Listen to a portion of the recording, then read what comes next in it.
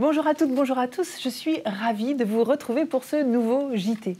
Savez-vous ce que sont les C2T ? Eh bien, ce sont les cellules travautières. Cette activité peu connue de GRDF a pourtant un rôle capital, prévenir et lutter contre les dommages aux ouvrages sur les travaux des tiers. Et ça concerne chaque année près d'1 million de chantiers. Bonjour Éric Lesage. Bonjour Sandra. Vous êtes chargé de mission sur la prévention des endommagements. Quand est-ce que les C2T entrent en jeu ? Les entreprises de travaux, quand elles travaillent sur la voie publique, sont obligées de faire une déclaration de travaux qui sont adressées à GRDF et les cellules travautières vont y répondre de manière à assurer un chantier en toute sécurité en fournissant les informations utiles, les conseils, les recommandations spécifiques de l'exploitant GRDF, mais aussi des plans précis de qualité. Donc ça rentre en amont d'une certaine façon. Ça existe depuis 2012, presque 10 ans, on entend rarement parler.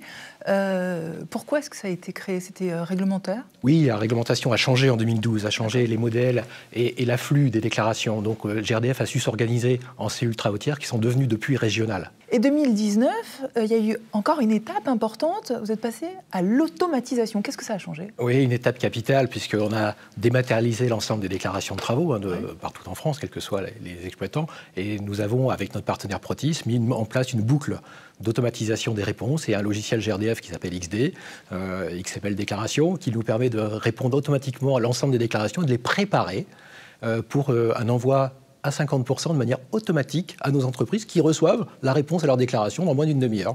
Et donc ça permet de gérer beaucoup mieux les flux, parce que j'imagine avec 1 million de chantiers, c'est énorme. Nous sommes obligés et satisfaits de travailler avec notre partenaire Protis qui nous gère les flux et nous assure des réponses réglementaires.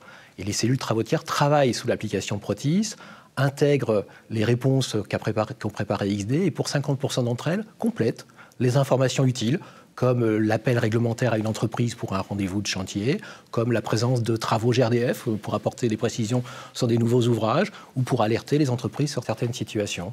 Donc on comprend bien les intentions, mais en réalité, les chiffres sont probants.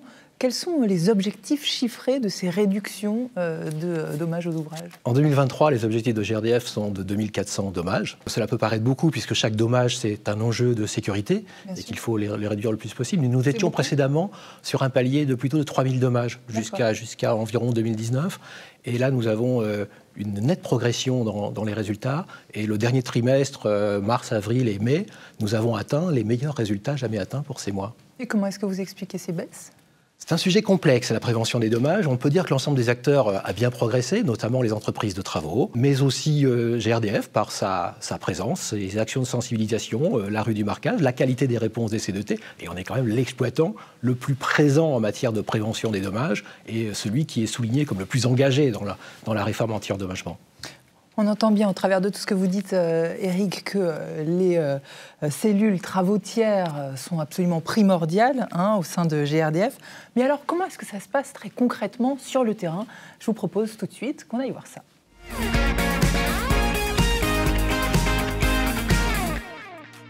Sur le territoire, chaque région de GRDF dispose d'une cellule travautière. À Nantes, la cellule reçoit environ 210 000 demandes par an. La moitié est directement traitée par XD.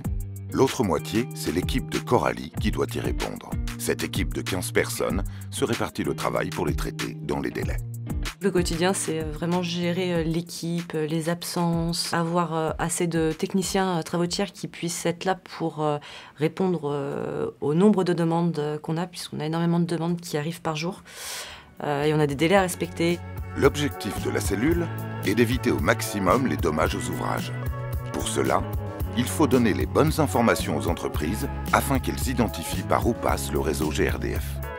Par exemple, quand une entreprise de réseau d'eau a une fuite sur son réseau, il faut qu'on leur fournisse les plans assez vite pour qu'ils puissent ouvrir assez vite et couper la fuite d'eau.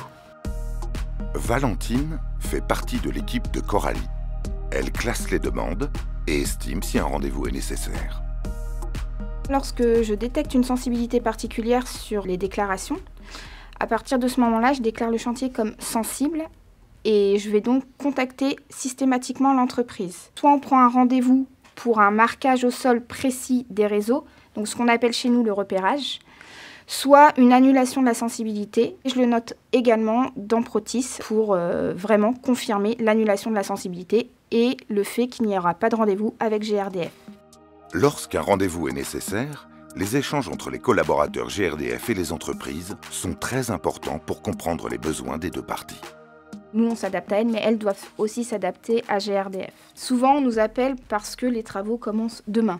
Sauf que nous, par rapport au planning des techniciens, par rapport à nos contraintes, on ne peut pas leur fournir forcément ce qu'elles veulent du jour au lendemain. Et ça, il faut arriver à leur faire comprendre que malheureusement, nous aussi, on a un planning à gérer.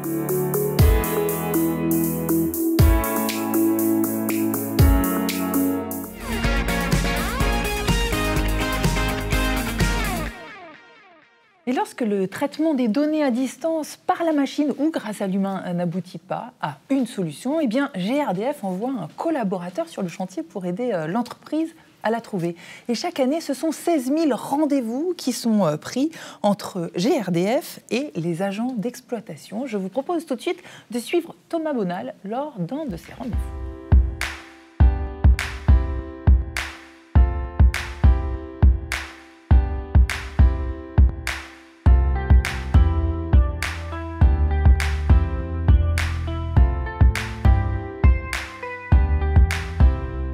La prise de rendez-vous est fondamentale pour GRDF parce qu'elle permet à GRDF de rencontrer l'entreprise qui va faire les travaux sur le terrain.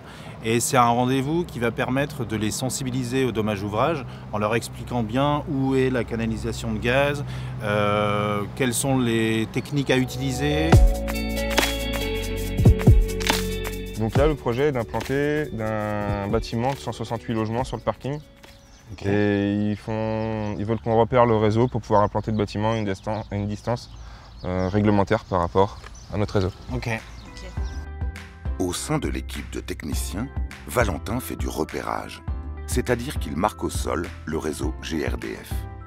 On repère le réseau sur son emprise et on voit avec lui les points litigieux, c'est-à-dire des robinets qui restent accessibles durant la durée du chantier, ou différentes zones, par exemple s'il est sur notre réseau, à quelle profondeur, s'il doit utiliser des méthodes douces. Les éléments que l'on fournit aux techniciens en amont du rendez-vous, en fait il prépare le matin lui son bon de travail avec les éléments de cartographie, l'exact endroit où va se passer les travaux. Lors du rendez-vous, un compte-rendu de marquage est rédigé sur le terrain et à la fin du repérage, il est signé par les deux parties. Depuis l'apparition d'XD, le métier de la C2T a effectivement bien évolué. En fait, il permet XD de respecter la réglementation en gardant les critères de sensibilité des chantiers. Et nous, en région, on peut ajouter des critères supplémentaires, des zones que l'on veut surveiller particulièrement, donc soit des zones difficiles d'accès comme Guérande, par exemple, ou une canalisation hypersensible que l'on veut surveiller. Les régions ont aussi la possibilité d'adapter XD en attribuant des notes au chantier, et ainsi les garder en historique. On l'aura bien compris au travers de ce JT, Éric Lesage, de l'agence au terrain, les C2T sont absolument partout. Ils sont même présentés lors d'un forum des métiers pour un petit peu mobiliser tout le monde sur ce sujet. C'est quoi l'objectif ? Oui, parce que c'est un métier à la fois peu connu et c'est la vigie pour GRDF de la prévention des travaux-tiers. Et ce métier de l'ombre a besoin d'être valorisé pour montrer toute l'importance et le professionnalisme métier que ces acteurs jouent par rapport à la prévention des dommages et la réponse aux travaux-tiers. Et puis ce sujet de la sécurité qui est absolument central. Ce JT est maintenant terminé. Merci à vous tous de l'avoir suivi et je vous dis à très bientôt. Salut!